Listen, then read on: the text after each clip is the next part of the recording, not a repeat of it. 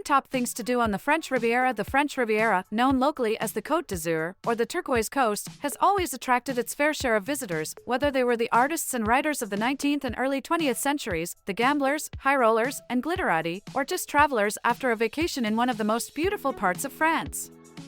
It's no wonder that this stretch of the Mediterranean coast, with its turquoise waters, limestone cliffs, and perpetual sunshine, draws travelers from around France and the world to bask in its natural beauty and rich culture.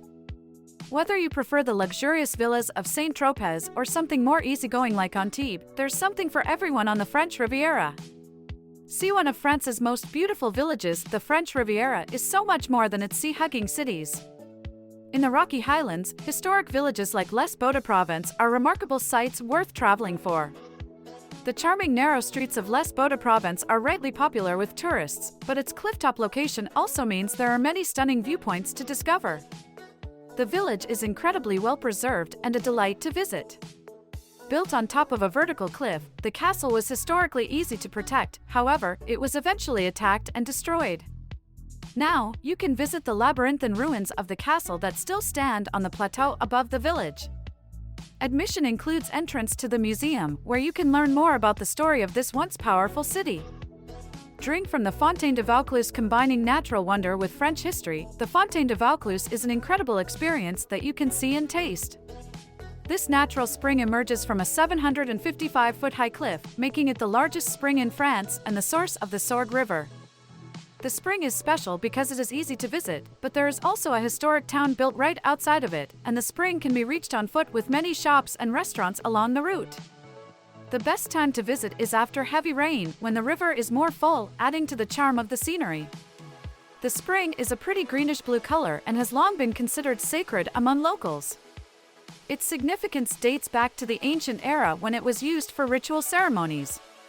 When you visit, be sure to ask around about the legend of the Colobra, a mythical winged creature who lives in the spring. Gamble in Monte Carlo. The city of Monte Carlo is synonymous with luxury, partly because of its reputation as a tax haven for the super-rich, but primarily because of the lavish Monte Carlo casino. It's located in the tiny country of Monaco on the French Riviera, which may be small, but it packs in a lot of glamour. The casino is a Belle Époque building built in 1863 by Paris Opera House architect Charles Garnier that looks out towards the sea. The vast entrance hall's Ionic columns give you an idea of what is to come.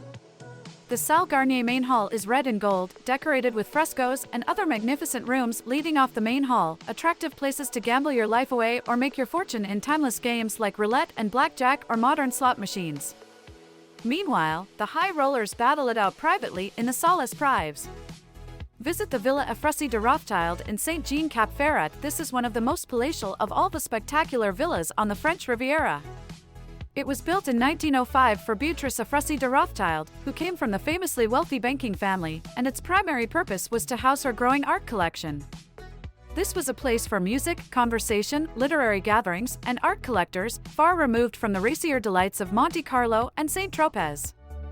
Perched on the hills above Saint-Jean-Cap-Ferrat, the pink-washed, neoclassical facade is famous for its gardens. You can wander through formal sections planted with fragrant roses and other flowers, past cascading fountains, and into French, Japanese, and tropical gardens, all with panoramic views over the Mediterranean and rocky hillsides. Don't miss the Rose and Plant Festival on the first weekend in May when the garden is in the climax of spring. Inside the villa, highlights include the unrivaled collection of drawings by Jean-Honoré Fragonard, the private apartments of the cultured original owner, and a superb collection of precious porcelain and china from the likes of Sèvres. Take in the flavors of the Cours Saleya market in Nice at the heart of the French Riviera. Nice is an ancient city with bustling life. The Côte d'Azur capital is large and lively, but the old town attracts both locals and visitors. Old Nice clusters around the famous Cours Saleya, where a market from Tuesdays to Saturdays fills the main square with the vivid colors and seductive scents of the fruit, vegetables, and flowers sold from stalls with bright awnings. Nice is a foodie town, so consider a cooking lesson at Les Petites Farcies, where an expert will take you around the market in the morning, trying and buying different ingredients, then teach you how to prepare them. Don't worry, you'll get to taste everything during lunch. If you're in the market on your own, try the olive oils and marvel at the fresh in-season produce. Make sure to try some saka, a local specialty that's like a pancake made of chickpeas and fried in olive oil on a griddle. Stroll through the old town and port of Antibes. While many coastal cities on the French Riviera shut down in the off-season, Antibes is an actual working port city and not just a resort town, so it's a great place to visit at any time of the year. Walk along the ramparts to view the sea that crashes against the rocks below or sits on the sandy beaches and soak up the sun. Antibes may be at the heart of the French Riviera, but it's friendlier and more low-key than its neighbors.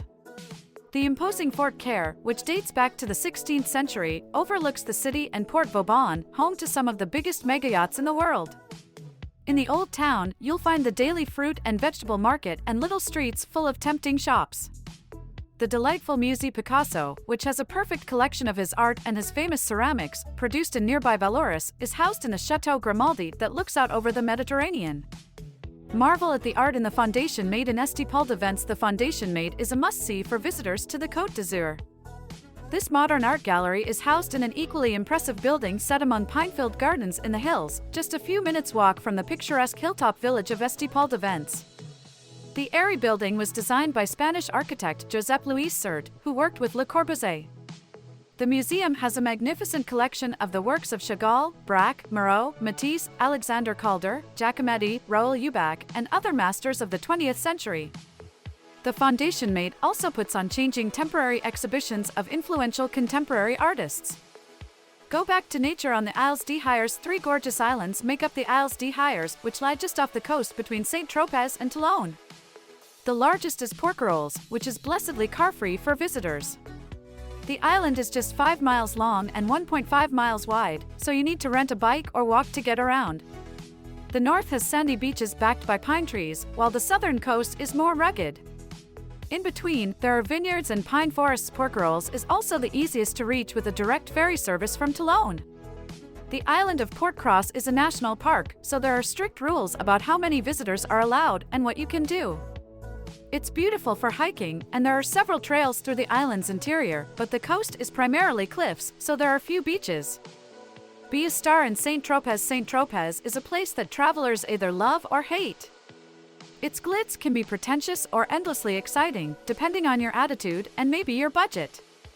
Made famous by the actress Brigitte Bardot, it still sees countless celebrities arriving to stay at one of the fabulous hotels or on one of the multi-million-dollar yachts that fill the deep waters of the harbor, but you don't need a superstar budget to enjoy this historic fishing village.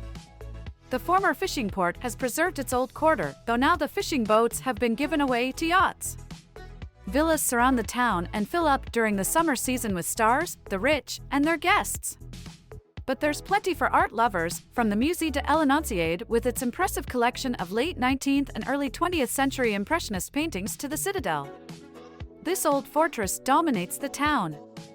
See the Chapelle St-Pierre in Villefranche-sur-Mer. It's hard to believe that a town as charming and low-key as Villefranche-sur-Mer is located just outside a bustling city like Nice. Still, this seaside village's brightly colored houses and delightful shops make it an enduring favorite of the French Riviera. The pretty harbor, the small roads, and the alleys of the old town that climb up the hillside give it the feeling of a bygone time, like stepping into a French village of yesteryear. Make sure you see the Chapelle Saint-Pierre down on the seafront. Jean Cocteau, the French novelist, poet, designer, playwright, artist, and filmmaker, helped put the little town on the map after first visiting in 1924. In 1957, with the agreement of the town fishermen, he decorated the local chapel with great swirling powerful scenes of the life of Saint Peter, the patron saint of fishermen, as well as designing the stained glass windows showing scenes of the apocalypse.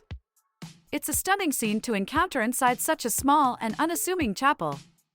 Thanks for watching the video, friends. I hope you liked it.